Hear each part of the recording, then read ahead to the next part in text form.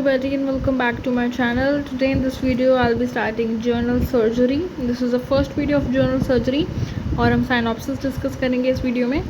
और जितने भी लोग जो नए जुड़े हैं इस चैनल पे उनको मैं बताना चाहती हूँ कि इस चैनल पे हम सारे डेंटल सब्जेक्ट्स जो भी डेंटिस्ट्री से रिलेटेड सब्जेक्ट्स होते हैं उनको कवर करते हैं।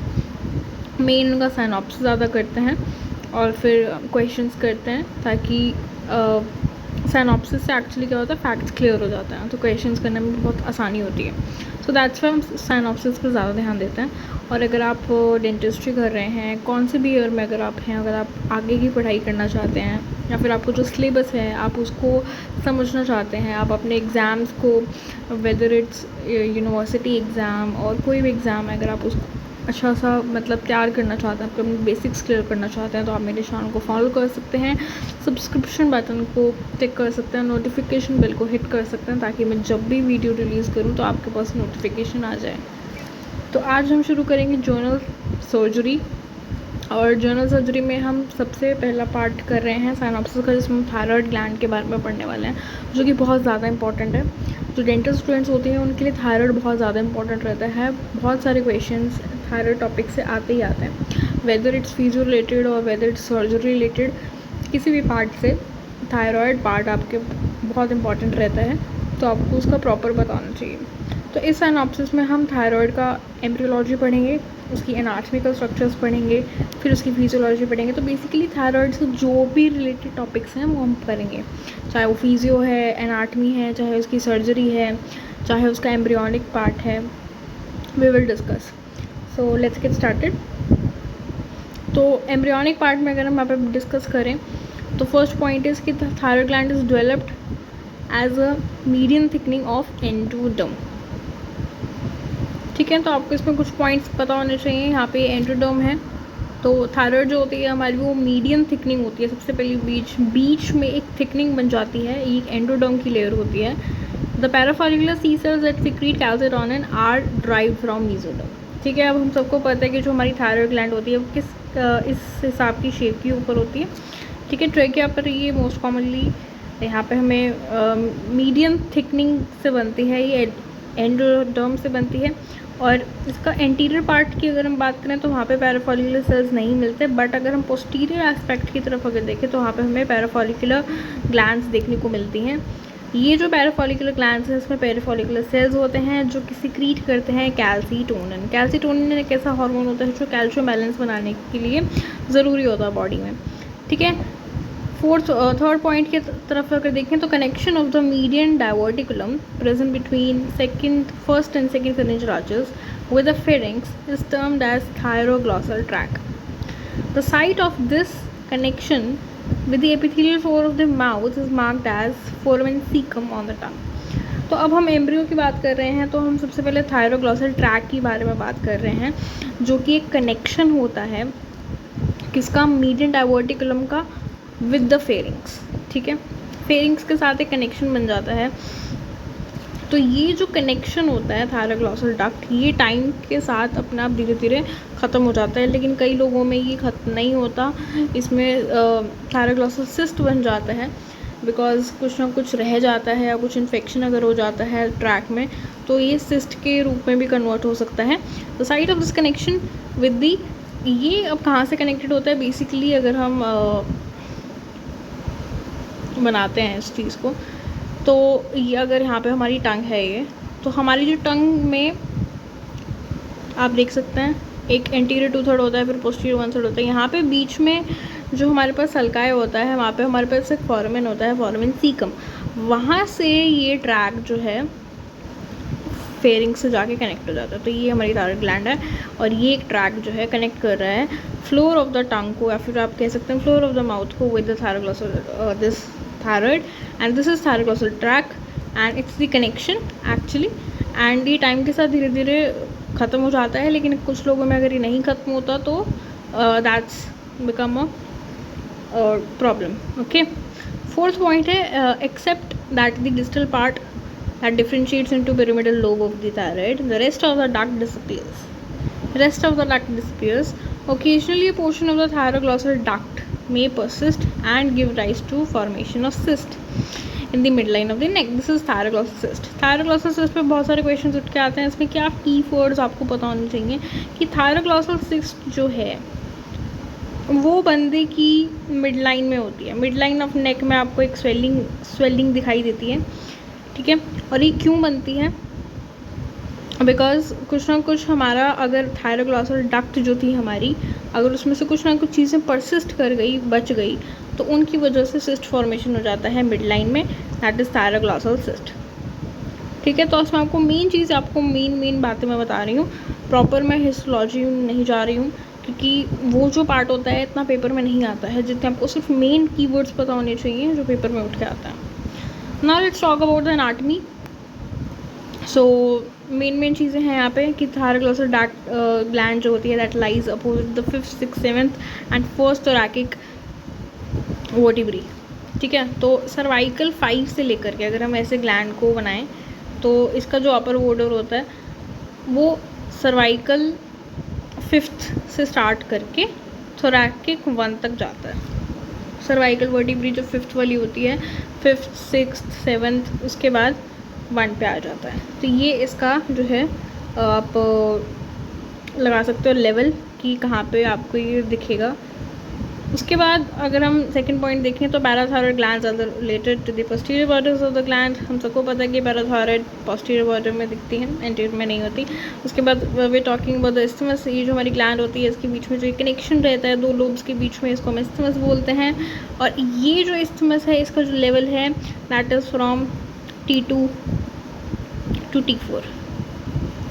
Okay, so isthmus of the thyroid lies opposite T4, T3, tracheal rings हैं ये, ठीक है। यहाँ पे जो हमने बात करी थी ऊपर फर्स्ट पॉइंट में, वहाँ पे हमने बात करी थी वर्टिब्रास की बात करी थी, ठीक है। ट्रेकियल रिंग्स और वर्टिब्रास में फ़र्क होता है। ट्रेकियल रिंग्स जो होते हैं वो ट्रेकिया में जो रिंग्स होते हैं उसके हिसाब से लेवल ऑफ अटैचमेंट बताते हैं, जो ट्रेकिया में रिंग्स होते हैं।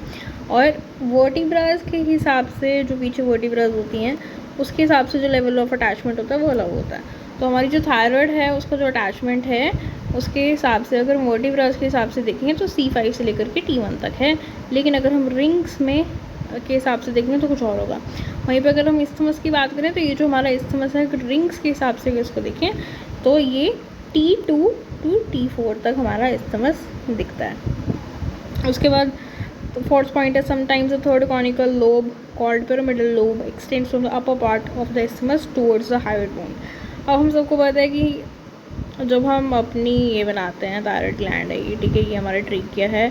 उसके बाद हम यहाँ पे बात कर रहे हैं, कई बार क्या होता है कि हमारी जो ग्लैंड होती है यहाँ पे एक एक्स्ट्रा लोब होती है, इसको हम पिरामिडल लोब बोलते हैं, कुछ लोगों में दिख जाती है ये, ठीक है।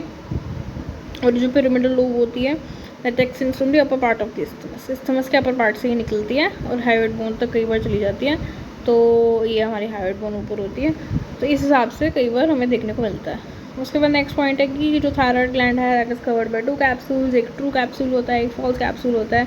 हमारी ये जो थायराइड ग्लैंड होती है इसके बाहर एक ट्रू कैप्सूल होता है, एक फॉल्स कैप्सूल होता है। तो हमें अगर थायराइड ग्लैंड में अगर कभी भी सर्जरी करनी होती है तो it is always recommended that you should cut in between your true capsule as well as your false capsule, because अगर आप उसके बाद अंदर कट करोगे तो अंदर जो नर्व्स और वेसल्स होती हैं उनके कट होने का चांस हो जाता है बहुत ज़्यादा।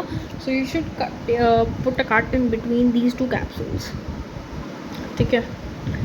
सो ट्रू कैप्सूल को हम फेशिया प्रोप्रिया भी बोलते हैं और फॉल्स कैप्सूल को हम right from the pretracheal layer of the deep cervical fascia. It is the thickened portion on the posterior medial aspect of each lobe and known as ligament of Berry। अब ligament of Berry कई बार उठ के आ जाता है question, तो ये क्या होता है? ये थिकन्ड पोर्शन है किस चीज़ का थिकन्ड पोर्शन है ये? थिकन्ड पोर्शन कहाँ पे है ये? पहली बात तो पोस्टीरियर मीडियल एस्पेक्ट में है, ठीक है। डीप सर्वाइकल फेशिया का पोस्टीरियर मीडियल एस्पेक्ट में हमें थिक सा पोर्शन मिलता है, उसको हम लिगामेंट ऑफ बेरी कहते हैं। सबसे पहली बार लिगामेंट ऑफ बेरी जो है थायराइड से रिलेटेड है, कई बार लोगों को यही नहीं पता होता। It extends from the posterior middle border of the cricoid cartilage, ठीक है। उसके बाद नेक्स्ट पॉइंट जो है यहाँ पे वो है मूवमेंट की, कैसे थायराइड मूव करता है, ठीक है। जब हम खाना चबाते हैं, खाना निगलते हैं तो कैसे मूवमेंट्स होती हैं थायराइड की। सो थायराइड मूव्स विद डीग्लूटिएशन, जब हम स्वेलो करते हैं तो वो मूव करता है due to its attachment with the larynx and the trachea, ligament of Berry on the.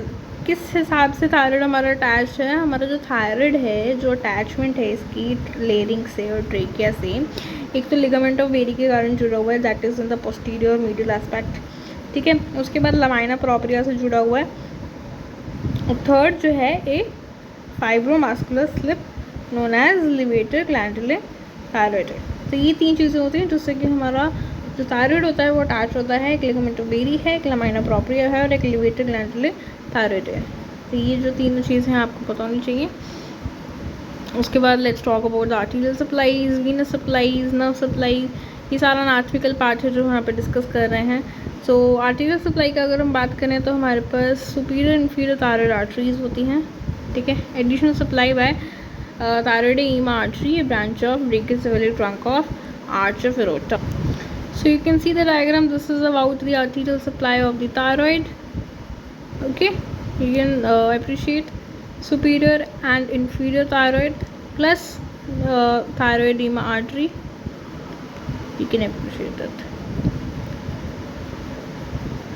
So this is about the main, like 2-3 नाम आपको पता होने चाहिए कि हाँ ये हमारी आर्टीरियल सप्लाई थी। अब अगर हम वीनस सप्लाई के बारे में बात करें तो you can see here this is the Venus supply, जिसमें आपको मेन चीज़ यहाँ पे ध्यान में देनी होती है कि ये ब्रेकियोसेफेलिक ट्रंक से क्या क्या निकल रहा है। ब्रेकियोसेफेलिक ट्रंक से हमारी दोनों इन्फीरियर थायराइड वेन्स जो हैं दोनों साइड की वो निकलती हैं, सिर्फ लेफ़्ट वाली से निकलती हैं, ठीक है। बाकी जो हमारी सुपीरियर और इन्फीरियर होती हैं वो अपनी रिस्पेक्टिव ब्रांचेस से निकलती हैं, लेकिन सिर्फ इन्फीरियर थायराइड जो वेन है वो लेफ्ट ब्रेकियोसेफेलिक से निकलती है। 3 चीज़ों से सप्लाइड है, सुपीरियर, इन्फीरियर और मिडल। तो मिडल अपनी अपनी लेफ्ट राइट से निकलती है, सुपीरियर अपनी लेफ्ट राइट से निकलती है। रह गई बात इन्फीरियर थायराइड की जो कि लेफ्ट से निकलती है बस। फिर अब हम बात करेंगे नर्वस सप्लाई की। So sympathetic supply from superior, middle, inferior cervical ganglia, and parasympathetic supply is from the external and regional range branches of the vagus. तो 2 टाइप की सप्लाईज हैं, एक तो सिंपैथेटिक हैं और एक पैरासिम्पैथेटिक हैं। जो सिंपैथेटिक हैं वो मैंने आपको बताया है सुपीरियर, मिडल और इन्फीरियर गैंग्लियाज हैं, और पैरासिम्पैथेटिक सप्लाई जो है वो हमारी बेसिकली वेगस सप्लाई कर रही होती है। वेगस की रिकरेंट लेरेंजियल नर्व और एक्सटर्नल लेरेंजियल नर्व जो है सप्लाई कर रही होती है। So this is all about thyroid anatomy, ठीक है। तो इस हिसाब से हमने एनाटमी भी थायराइड की कर ली है। अब हम बात करेंगे इसकी फिजियोलॉजी की, कि उसमें से क्या क्या हार्मोन्स कैसे कैसे बनते हैं, कहाँ कहाँ निकलते हैं और क्या एक्शन होता है। तो प्रिंसिपल हार्मोन सिक्रेटेड जो होता है थायरॉक्सिन होता है, जो कि आयोडीन कंटेनिंग अमाइनो एसिड होता है। अब सिंथेसिस कैसे होता है? फर्स्ट ऑफ ऑल क्या होता है, ingested iodine is converted into iodide and absorbed in small intestines. जो भी हम खाने में अपना आयोडीन लेते हैं वो जो हमारा आयोडीन होता है वो कन्वर्ट हो जाता है बॉडी में आयोडाइड की फॉर्म में, ठीक है। और इस आयोडाइड को स्मॉल इंटेस्टाइन्स जो हैं एब्जॉर्ब कर लेती हैं। 98% of it is taken by the thyroid. अब ये जो इंटेस्टाइन ने एब्जॉर्ब किया ये जाता है डायरेक्ट थायराइड में। अप्रॉक्सीमेटली 99 और 98% इसका जो है थायराइड एब्जॉर्ब कर लेता है। Minimal daily intake of 20 micrograms of iodine is required. हमेशा हमें पूरे डेली के हिसाब से अगर हम देखें तो 20 मिलीग्राम्स आयोडाइड की ज़रूरत पड़ती है बॉडी को। 20 micrograms that is 10⁻⁻⁶ 20 micrograms iodide की ज़रूरत पड़ती है फुल डे में, ठीक है। Iodide from circulation is taken up by thyroid by the iodine trapping mechanism. ये मैकेनिज्म यूज़ करके जो हमारा थायराइड है सारा का सारा आयोडीन एब्जॉर्ब कर लेता है। अब iodide in the thyroid is oxidize to iodine. अब ये जो हमारा हार्मोन था थायराइड में जो एब्जॉर्ब हो गया था आयोडाइड की फॉर्म में, अब ये आयोडाइड जो है वापस से आयोडीन में कन्वर्ट हो जाती है थायराइड में bye peroxidase enzyme, and the iodine thus formed is then attached to tyrosine molecules to form। अब टायरोसिन मॉलिक्यूल्स से अटैच होकर के 3 मेन चीज़ें बनाती हैं, T3 बनाती है, T4 बनाती है और small amount of reverse T3 बनाती है।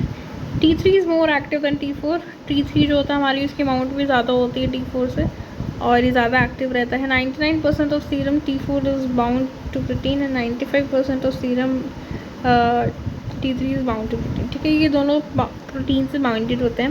As a T3 has less affinity to bound to plasma proteins, it is a shorter half life and more rapid action. T3 बहुत जल्दी एक्ट करता है, लेकिन उसका एक्शन और उसका जो लाइफ है वो कम होता है। Normal range of serum T4 जो होता है वो 4.5 to 11 माइक्रोग्राम्स रहता है, लेकिन नॉर्मल रेंज ऑफ T3 की बात करें तो वो 100 to 160 होता है। तो ये रेंजेस आपको पता होनी चाहिए कि T4 हमारा काफ़ी कम रहता है, 4.5 to 11 के हिसाब से रहता है, लेकिन जो T4 है वहीं पे वो 100 से 160 तक रह सकता है। नैनोग्राम्स में होता है, ये काफ़ी कम होता है, नैनोग्राम्स में होता है ये, और ये माइक्रोग्राम्स में होता है। Thyroxine is existing in two forms, that is protein bound and free form. The amount of protein bound is 8 micrograms. The free thyroxine exists about itna, and it is very free thyroxine which is physiologically active. हमेशा क्या होता है, जितना भी thyroxine हमारे पास free रहता है वही काम करता है, बाकी जो बाउंड होता है वो कोई काम नहीं करता। Plasma of hyperthyroid patient contains excess of free thyroxine. तो इसीलिए जिन लोगों को हाइपरथायरॉइडिज्म रहता है, हाइपर का मतलब होता है ज़्यादा, थायराइड मतलब थायरॉइडिज्म मतलब थायराइड हार्मोन का ज़्यादा होना। तो T4 जो T3 हार्मोन है हमारे पास, दैट इज़ थायरॉक्सिन, वो इसका मतलब होता है कि थायरॉक्सिन हार्मोन बड़ा होता है, T3 हार्मोन बड़ा होता है। फ्री T3 हार्मोन जब ज़्यादा हो जाता है बॉडी के अंदर, तब हम कहते हैं कि इस बंदे को